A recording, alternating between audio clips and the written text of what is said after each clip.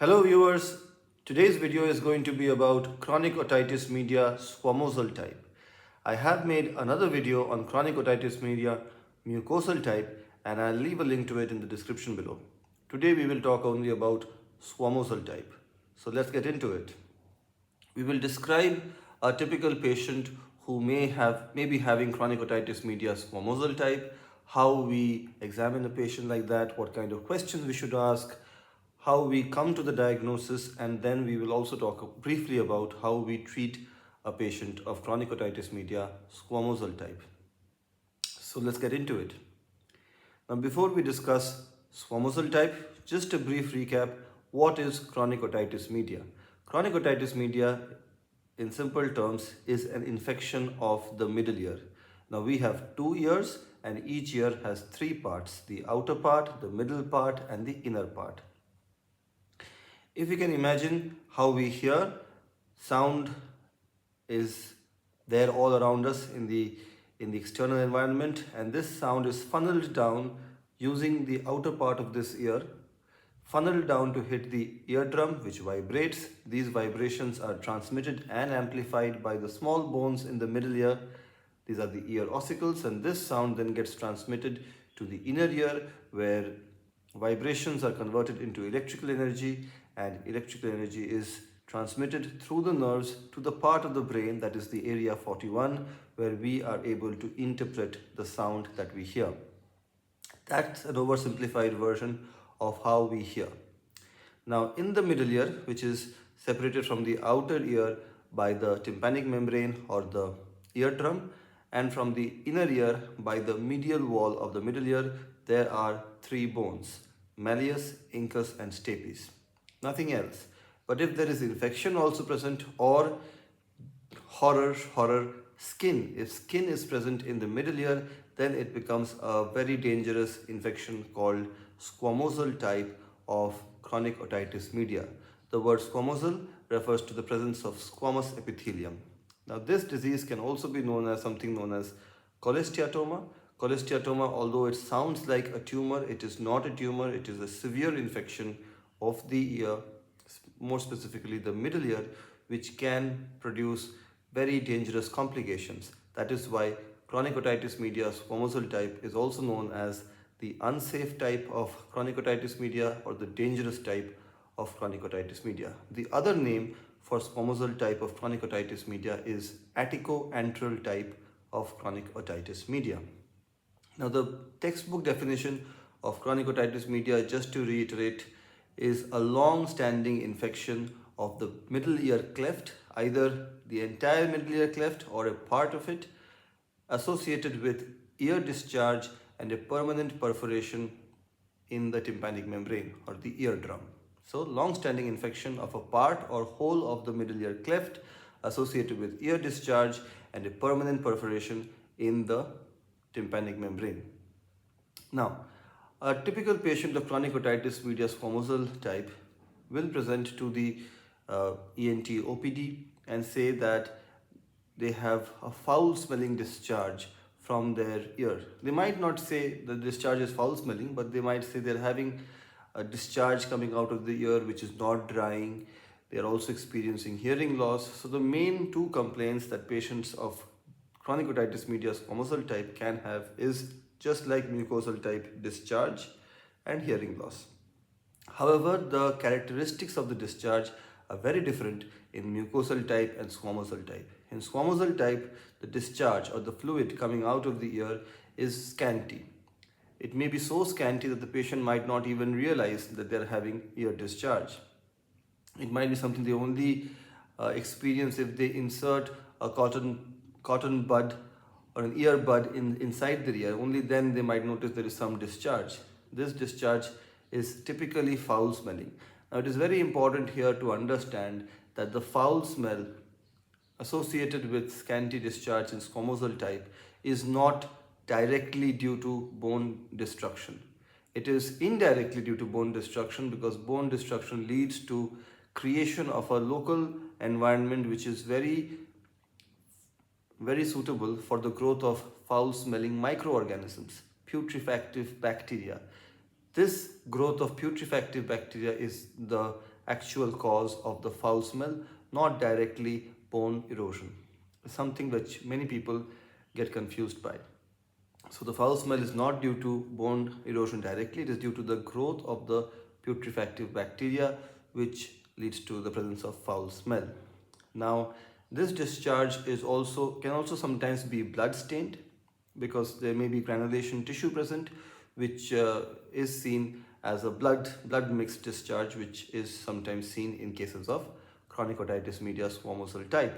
So it is scanty in nature, foul smelling, and might be blood stained. So these are some characteristics of the discharge. Also, discharge in chronic otitis media squamosal type is typically purulent in nature, whereas mucopurulent or mucoid discharge is seen with the mucosal variety of chronic otitis media. Now coming to the hearing loss, a very commonly asked question is what kind of hearing loss would you expect in a patient of chronic otitis media squamosal type? Now, of course, chronic otitis media, as the name suggests, is a disease of the middle ear. Now, there are two types of hearing loss, broadly speaking, conductive hearing loss and sensorineural hearing loss. When both conductive hearing loss and sensorineural hearing loss are present together, it is called mixed hearing loss. Now, just for simplicity's sake, conductive hearing loss is a problem in hearing which can happen either in the outer ear or in the middle ear or both, never in the inner ear. And inner ear pathology can never produce conductive hearing loss. Inner ear pathology or a pathology in the brain will produce something known as sensorineural hearing loss. However, a conductive hearing loss can progress to also involve the inner ear, such as in cholesteatoma. Cholesteatoma, just to define it, is a three-dimensional sac-like structure made up of connective tissue and squamous epithelium with a property of independent growth, often at the expense of underlying bone, and a tendency to recur after surgical removal. How is this cholesteatoma growing? How is it destroying bone? By release of some proteolytic enzymes. So of course, cholesteatoma can destroy the bone surrounding it, such as the ear ossicles. It can destroy the medial wall of the middle ear. It can destroy the tegmen. So it can spread in all directions. Usually it follows the path of least resistance, but it can spread to all parts surrounding the ear. It can spread to the brain. It can spread to the inner ear as well. If cholesteatoma reaches the inner ear and damages the cochlea, then of course, even a conductive hearing loss pathology like chronic otitis media can produce sensorineural hearing loss as well. But in that case, the conductive pathology does not go away. So, what effectively is produced is mixed hearing loss. So, in a patient of chronic otitis media squamosal type, you can have two types of hearing loss: conductive hearing loss and mixed hearing loss. Please don't say only conductive hearing loss is possible in patients of chronic otitis media squamosal type. I hope this was explained properly. If you have any doubts, always feel free to reach out to me in the comment section below. I reply as soon as possible. Now, so the hearing loss, as I explained, can be conductive and can be mixed. But in some cases, patients do not experience hearing loss, even though they have full-blown cholesteatoma inside their ear. Why is this the case? Cholesteatoma may develop in the middle ear and it can destroy the ossicular chain. The ossicular chain basically connects the tympanic membrane to the oval window.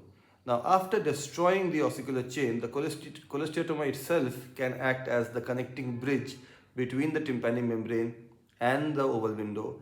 And these patients actually start complaining of hearing loss following the surgical removal of cholesteatoma if the hearing mechanism was not reconstructed. So if you remove the cholesteatoma, patients paradoxically start hearing less. This is because these patients were hearing with the help of the cholesteatoma present, which was bridging the gap created by the destruction of bones by the cholesteatoma. So cholesteatoma created a gap by destroying bones, and the cholesteatoma itself was bridging that gap. When you remove the cholesteatoma, nothing is bridging the gap. So the patient starts experiencing worse hearing. These patients are typically called cholesteatoma hearers because they were able to hear better due to the cholesteatoma bridging the gap that the cholesteatoma itself created by destroying the bones in the ear. So it's a very important thing that we should be aware of, and it's very important to tell patients before treating cholesteatoma that their hearing can in fact deteriorate following surgical removal of cholesteatoma. Very, very important. So these are the typical symptoms the patient can have. When you perform examination, you can see certain things. Now we will get to it in the local examination part. As I said, the two pillars of any long case in MBBS or even in MS is the history of present illness, for which you need to know about the disease, the symptoms it can have, the complications it can have, the associated features it can have, and the local examination, where you need to know exactly how to examine the part of the body you're supposed to examine. In ENT, whenever it is a question of examining, performing local examination, you have to examine the entire subject, that is ear, nose and throat. In ear examination, you have to inspect, you have to see the preauricular region, the pinna and the postauricular region. You have to look at the external auditory canal, the tympanic membrane. You have to perform functional assessment such as hearing assessment and vestibular system assessment. And you also need to examine the facial nerve function, because the facial nerve, if you are aware of, starts in the pons, ends in the parotid, and a large part of it courses through the temporal bone, which is just the bone behind the ear. So facial nerve functions should also be assessed in every local examination in ENT, but especially in chronic otitis media squamosal type. There are chronic otitis media squamosal type, as I said, has many complications, and it can be an entire discussion just on the complications of chronic otitis media. Simply put, because cholesteatoma has bone eroding property, it can destroy bone and it can destroy the surrounding structures, such as it can go into the brain, can produce meningitis. The symptoms would be neck rigidity, irritability. It can produce intracranial abscesses or extradural abscess. Patients will have persistent headache. A child will refuse to feed, may be listless, lethargic, nausea, vomiting.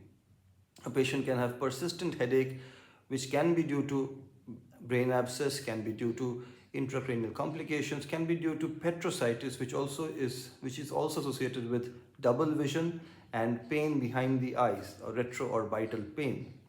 Patients can also have facial weakness, because the bony canal that houses the facial nerve can get destroyed by the cholesteatoma, and facial nerve injury can happen, producing weakness of one side of the face. There can also be dizziness due to cholesteatoma spreading to the part of the ear which is responsible for maintaining equilibrium or maintaining balance. Patients can also have swelling in the neck, because the cholesteatoma can spread from the mastoid tip down the sternocleidomastoid muscle, causing something known as Bezold's abscess. There can also be abscesses around the ear, and they have their own names: Lux abscess, Citelli's abscess, so on and so on. So many complications are possible. All of these things need to be examined. Now, how is the examination done? I have explained that very clearly in the video on mucosal type of chronic otitis media, but just to repeat, you can examine using an otoscope, which of course every MBBS student should be aware of. You can also examine with the use of speculum, head mirror and bullseye lamp. But of course, otoscopy examination is the kind of examination that is done in day-to-day practice. What are you likely to see on otoscopy? You are likely to see in the tympanic membrane a perforation. The perforation in squamosal type of chronic otitis media is typically marginal, that is, it may be involving the fibrous annulus, or it can be in the attic or the pars flaccida of the tympanic membrane. There can also be a retraction pocket. Basically, a part of the tympanic membrane can move inwards towards the medial wall of the middle ear, and this retraction pocket can be self-cleansing, that it can clean itself, or it can contain keratin debris, which is the way in which cholesteatoma is believed to develop. Nobody knows exactly how cholesteatoma develops, but there are hypotheses, and the most commonly accepted hypothesis is Whitmack's theory, which is the retraction pocket theory. So these retraction pockets, typically seen in the posterior superior quadrant of the tympanic membrane, can be self-cleaning at first, but later on can start to accumulate keratin debris, leading to the formation of cholesteatoma. Cholesteatoma itself can be seen as white flakes or white deposits or a sac-like structure, as explained earlier. So you can see a retraction pocket, you can see a cholesteatoma, or you can see a marginal perforation or a perforation in the attic on otoscopy. Whatever you see on otoscopy, it needs to be confirmed by examination under microscope, because of course microscope has much more magnification than an otoscope. So you have to examine it properly, understand what you are seeing, confirm your otoscopic findings, and then of course you have to perform hearing test as well as vestibular system assessment. Hearing test, as I explained earlier, is done with the 512 Hz tuning fork. We perform a Rinne's test, Weber's test, and absolute bone conduction test, all of which I have explained in different videos, and I'll leave a link to all those videos in the description below. It's also important to perform serial tuning fork test with 256 Hz, 512 Hz, and 1024 Hz. And we perform Rinne's test using these three different frequencies. If Rinne's is negative only with 256, then the minimum air conduction bone conduction gap is believed to be 15 decibels. If Rinne's test is negative with 256 and 512, then the minimum air bone gap is believed to be 30 decibel. And if Rinne's test is negative with all three frequencies, 256, 512 and 1024, then the minimum air bone gap is believed to be 45 decibels. So it increases in multiples of 15, 30, 45. This is the minimum air conduction bone conduction gap. Of course, it can be more than that, and it is always a range. I have said this in this manner for ease of remembering. Moving on, after we have examined everything, the hearing test as well as facial nerve function, and we've confirmed our otoscopic findings by performing examination under microscope. On examination under microscope, if we see some pus, then we should ideally send it for microbiological analysis, that is culture sensitivity.